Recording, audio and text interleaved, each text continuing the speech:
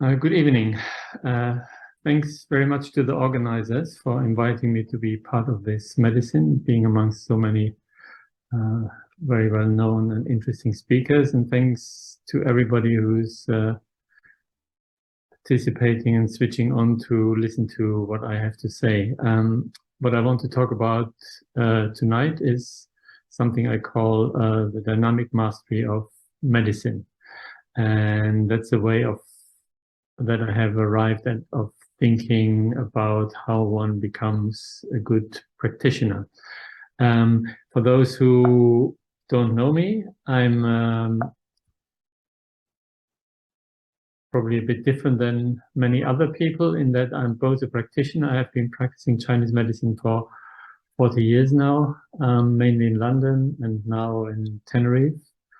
And I'm also a academic. I'm a historian of medicine, and I try to explore Chinese medicine from these two different perspectives. As a practitioner, obviously, I'm interested in the question of how can I be the best practitioner that I can possibly be for my patients. As a historian, I'm interested in how Chinese medicine developed over my period of expertise is in the last 1,000 years. But obviously Chinese medicine practitioners have always been interested in how to become good practitioners. And I think one can bring these two perspectives into conversation with each other to find and learn about historical solutions, to try and find solutions for us in the present, both individually and as a profession. And that's really what I want to talk about tonight.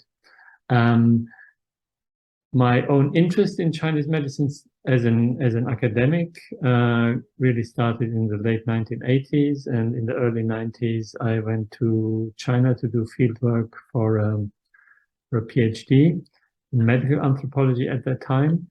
And at that time, I was quite naive. When I went to China, I thought, okay, let's discover the real Chinese medicine, the best Chinese medicine. I quickly had to discover that there wasn't a single Chinese medicine, but that there were very many.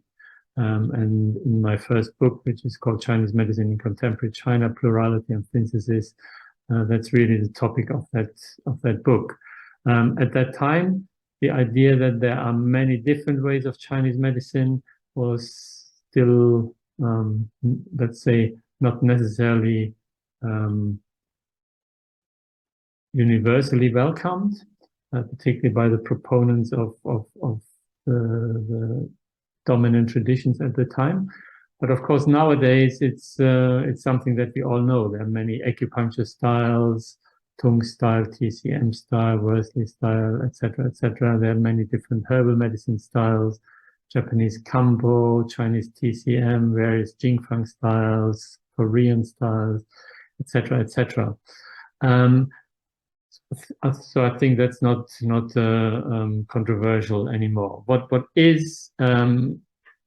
can think about is like why are there these many different styles? Let's call them styles.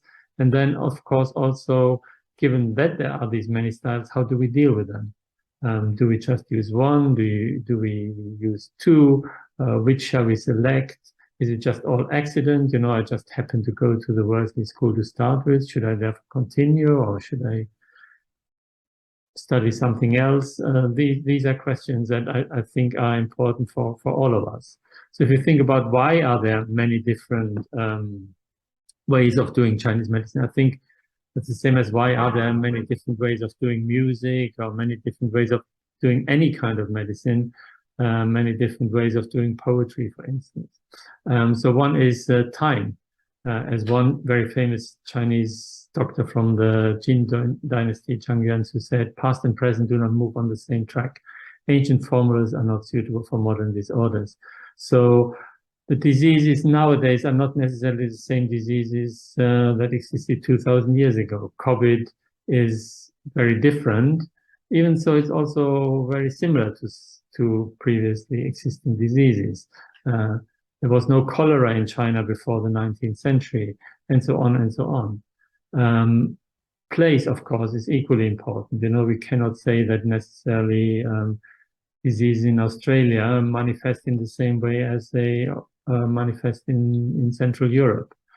Can we really use treatments that were developed in China 2,000 years ago in a certain kind of climate to treat diseases in a post-capitalist UK?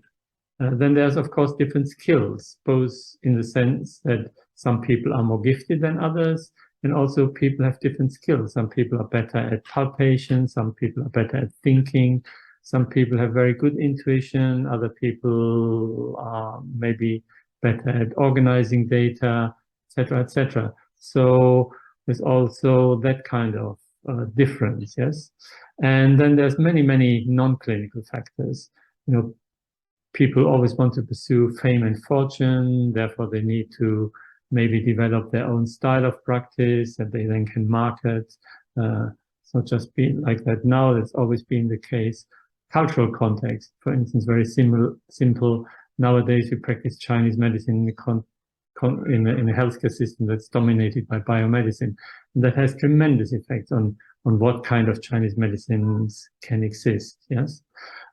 So these are some of the sources that make it obvious that there is different kinds of Chinese medicine. There will always be different ways. But that doesn't mean that all of them are equally good, that all are equally appropriate to a given time and place. And even if there are 10, 20, 30 that are good for us, how do we know to deal with them? Yes, and that's really a little bit what I want to talk about. But I want to approach the topic in a little bit of an oblique way. I want to approach it through poetry. I'm currently working in the 17th century China, and it's very, very clear that poetry or literature has had a tremendous effect on how Chinese medicine was practiced, how people thought about Chinese medicine, how they developed ways of thinking about illness and so on. And given that I only have half an hour maximum, I have to do that very simplistically, so please excuse me.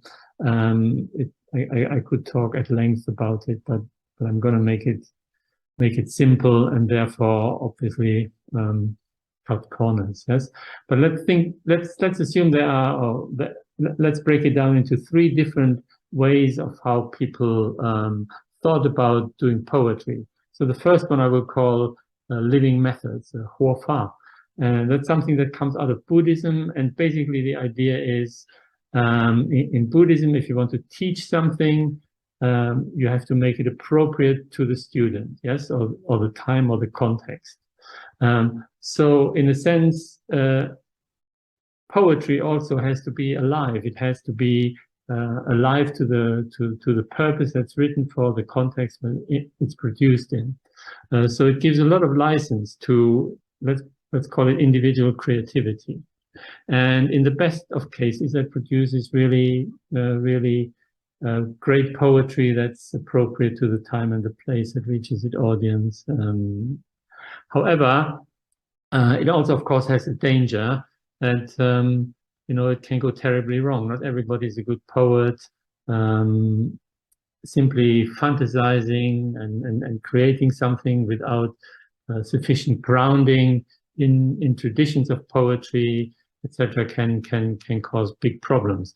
And of course, one of the things that was typical or is typical about Buddhism is this breaking down of the tradition into different lineages, which may or may not agree with each other on many substantial things, and they might fight with each other about who has got the best access to tradition, as it were. And as we see in a minute, all these things spilled into medicine too. And if you think that one of the problems with this approach is that it's maybe shifting too much towards individual creativity, too much towards my own style of doing things, then the reaction to that was in the 16th and then in the 17th century, return to the ancients. So we all know at that time the best poets were in the Tang and the Song. So really, let's copy them. they knew how to do it, and if we want to be good poets, then let's try and copy them. That's best way towards becoming a good poet.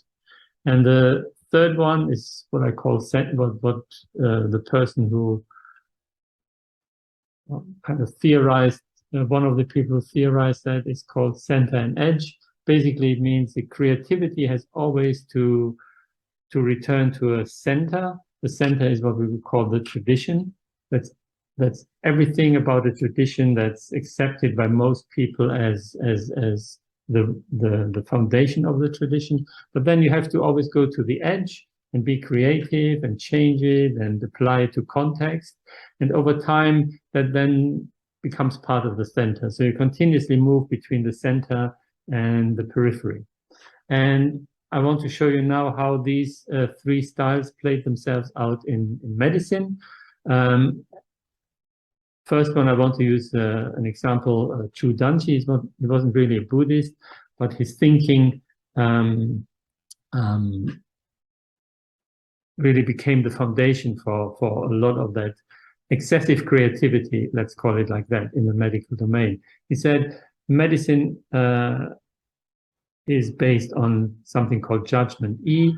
There's a very famous saying, Yi, medicine is Yi. And E is basically the individual judgment that a person needs to make in a clinical case. And if you're a medical sage, if you really know what you're doing, then we can assume that judgment is sound. But what happened in Chinese medicine, as in Chinese poetry, that people were just making clinical judgments based on, I belong to this group of doctors, or I think this is right, or I'm a 5 elements person, and things like that. Yes, okay. So a reaction to that that developed in poetry, as I said, a return to the ancients. And this Dr. Fang Youzhi is the first person that I think really transferred that kind of approach to the domain of medicine in a book called the Shanghan Luntiao Bian, Critical Analysis of the Clauses of the Treatise of Cold Damage. Cutting a long story short, basically said Zhang Zhongjing is a medical sage on par with Confucius, so he's not just a normal doctor, he's a sage. This later led to him being kind of like treated like a sage, at his own temples, own worship, etc., etc. Second is the treatise on cold damage contains the Tao of medicine. It's very similar to the best poems were written in the Tang and the Sung dynasty. The best medicine, the Tao of medicine, is in the Shangnan Lun. So what we have to do, we have to try, and we can never be like Zhang Zhongjing, we can never be Tang dynasty poets, but we have to model ourselves on. We really have to try and write poetry like them. We have to do their kind of medicine. And everything else is a waste of time. Huh? Okay? And I'm sure if you know a little bit about the situation of Chinese medicine in the present world, we have that continuing to go on in the present. And then the third way, the center and edge, I think can be represented by this doctor, Ye Tianshi. He's what I call a masterless physician. He came from a medical lineage, but he studied with 17 different teachers. He's said to have read every single medical book that there was. He was obviously very gifted. And if you look at his style of medicine, he really is incredibly flexible. He uses a Zhang Zhongjing style. He uses all the style of the Chu Danchi style. He uses later ones, earlier ones. He's a bit like this poet from whom I'm just one step back. If you want to learn a little bit about Ye Tianshi, I've written some papers on him that you can download for free from my website. And I've also recently written a blog about him. Again, you can go to my website and find a little bit information there. Because in my own thinking, the kind of meta praxis that I want to introduce to you in a second, that's very, very much inspired by Ye Tianshi's medical practice.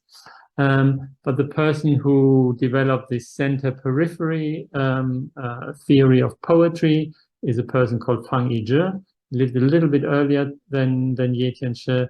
He was a masterless scholar, so he studied with many, many different teachers, and he was an all-round polymath. He was a poet, he was a healer, a linguist, a calligrapher, a painter. He was a geologist, anything you want. He was a Confucian scholar, very well-known Confucian scholar, but he ended up his life as an abbot of a Buddhist monastery. He wrote a very, very famous commentary on the Zhuangzi, which is one of the Taoist classics. And he's really widely recognized as one of the most important thinkers of the 17th century. And he thought a lot about this topic, or this question about how do I relate myself to a tradition? How am I part of a tradition, but at the same time, always use these resources to be appropriate to a given context. And here is synopsis of a historian about Fang Yiche's essence of poetry. But we could say the same thing about what he thinks and wrote about medicine. Fang Yiche argues that the essence of poetry lies in the infinite expression of vitality, an expression that is very similar to the process of music making, and we could say here also to medicine. And that is what he says, this vitality is to really be deeply rooted in the center and then be able to move from there to the periphery. But you need to be rooted in the center, otherwise you can't move to the periphery and then move back again. Because if you're not rooted in the center, it's not good quality poetry. It's just, you know, if you're lucky it is, but most likely it isn't. Yes, okay? So he also developed a method for this, for learning, but also for learning poetry, for learning medicine, which he called huitong, which also became a theme in Chinese medicine. Huitong basically means to assemble many, many different resources in order. Tung means to understand something. So you assemble different resources so that you understand something. So let's move from poetry and theory to the clinic. Let's simply imagine a patient who always feels hot. He never feels cold. He's always hot. So we could look at it from, you know, again, I'm going to be very simple now and simplistic, but we could look at it from different perspectives. You look at it a 5 phases perspective, it would be a fire excess condition. We can look at it from the perspective of pathogenic qi, or from the Liu Jing, the 6 divisions, and it would be a Yang-Ming pattern, or we could think about it from the perspective of qi and blood, when it's most likely more a qi aspect excess pattern that may or may not have gone into the blood aspect. Or we could look at it from the perspective of qi physiology. We could think of it, is it more a problem of the ministerial fire or the sovereign fire? How do they manifest? Or we could even look at it from biomedicine, think of it as a process of inflammation, etc., etc. And if you really, so if you bring that back to these 3 poetic methods, in the first one, well, we are just who we are. I'm a 5-element practitioner, so I do 5-element stuff. I'm a or maybe I mix things up in the way that I feel like mixing them up at this moment in time. If I'm returned to the ancients, then I cut out everything here, or most of the things here, apart from, say, the Liu Jing. Or if I'm more acupuncturist, maybe I go to the Nanjing and I do only 5 phases treatment from the Nanjing. Yes, okay. Well, if I'm kind of center edge practitioner, kind of meta practitioner that I think Ye Tianshi was, then what you do, you try to employ all of these resources in order to get to the best understanding of an illness process, and therefore the best treatment that you can possibly do. And that means, as I said, huitong, bringing all the different resources to a case. And another way of how that is sometimes called within Chinese medicine is called a yuanwu bilei, comparing how we let's simplify that and say, let's make different diagnoses and then try and compare them to each other and see how we can get to the case in that way. And again, I want to give you some examples, some clinical examples and the clinical case. So here are some slides that I found on the internet about tongue diagnosis from the perspective of TCM. And I want you to pay particular attention to the tongue on the bottom right, which is labeled yin deficiency. So that's a very red tongue with cracks. And everybody who does TCM learns that this kind of tongue, red with cracks, is yin deficiency. So the category here would be red tongue with cracks is yin deficiency. And everybody who comes to you like that, you put them into that category. Now here I found a different table of tongues, which comes from a Jingfang approach. And now if you look at the tongue on the left lower row, there we again have a red tongue, not with cracks, but with what they call strawberry points on the tip, but it's also very red. And here it said that tongue, it's a Huanglian tongue. So you give them a Huanglian formula. Even so, one is a TCM kind of like approach, and the other one is a Jingfang approach. But what you see, what the same is, these people sort things into categories. Yes, okay. Now, what I think meta practice does, it doesn't just do one type of sorting, but it runs through different ways of sorting all at the same time. And then in that process, gets a better understanding of what the world is really like. So it moves from the center to the periphery. In the periphery, we have this kind of classification. In the periphery, we have the red tongue. We classify it as a Huanglian tongue. We classify it as a yin deficiency tongue. We look at why in both cases the tongue is red and may have no coating. And then we try and understand what's going on here. So let's move again one more time into the clinic. And we have this person who's always hot, never cold. Always hot, and his problems is he got chronic inflammation of the gums, which has not responded to dental treatment, and he also has gone to many different Chinese medicine practitioners. And these Chinese medicine practitioners are not just ordinary Chinese medicine practitioners, let's call them like that. They're very well-known Chinese medicine practitioners. They are practitioners who have driven the development of Chinese medicine, both here and in China. So they are well-known people, yes? So these are people that we must assume, because they are teachers and have educated thousands of students, that they must know what they're doing, yes? At least up to a certain extent, yes? Okay, so this person is always hot, he's thirsty, and he's also easily hungry, he eats a lot. He has got soft and slightly sticky stools. He has got a red and cracked tongue with a little coating. So the red cracked tongue with little coating, the result of this is that all the TCM practitioners he's gone to have classified him as yin deficiency and treated him accordingly. Yeah, okay? And I don't want to go into any more details, again, because of the time. He also went to a number of people who gave him Huanglian type of prescriptions, Huanglian Ajao tongue, let's say, yeah, okay? So the problem is he didn't get better with the yin deficiency approach, and he didn't get better with the Huanglian tongue approach. So, okay, so what in the end helped him is a practitioner who started to think in a little bit more detail about these symptoms, and who knew a little bit, maybe some unconventional resources that he had access to, including, well, that's not really unconventional, it's pretty conventional, it's Yixue. But Yixue says the difference between Shanghan and Wending.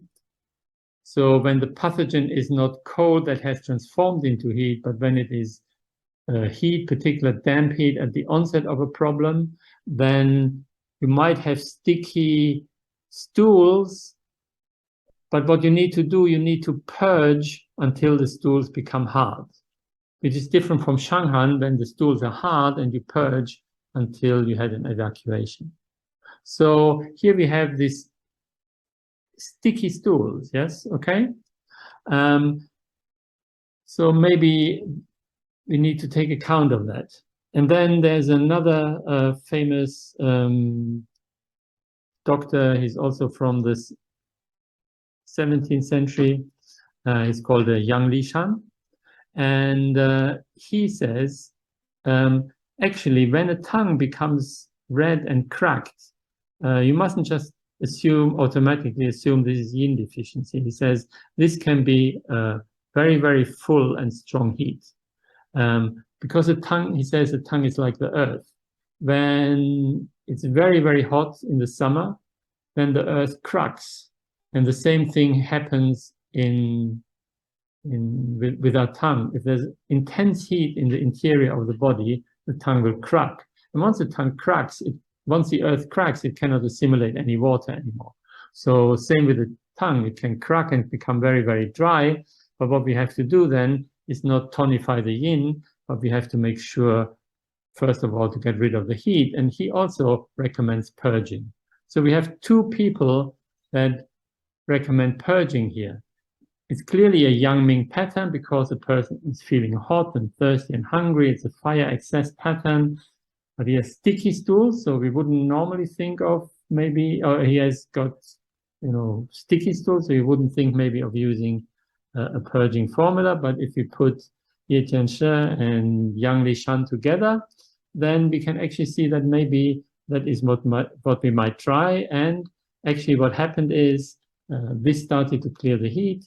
It's the first time when he went back to his dentist, after decades, yes, okay, that the dentist said, "Oh, something has changed. Your gums are starting to not deteriorate anymore." So we could talk much longer about this case, and we could talk much longer about the issues here. But I think, I hope, I have been able to communicate to you what I think metta practice is. Metta practice is a practice that not only accepts diversity, but works with the diversity. So it doesn't want to get rid of things, but it says, okay, Chinese medicine is diverse. How can we use that diversity to maximum benefit? But at the same time, it is also requires a very, very solid foundation of the center. Because if the center is not solid, then the living methods can easily deteriorate, like in poetry, just into words rather than into solid treatment. Okay, I hope found that interesting. I thank you for your time. I'd like to answer your question, but this is not the format to do so. So thank you very much.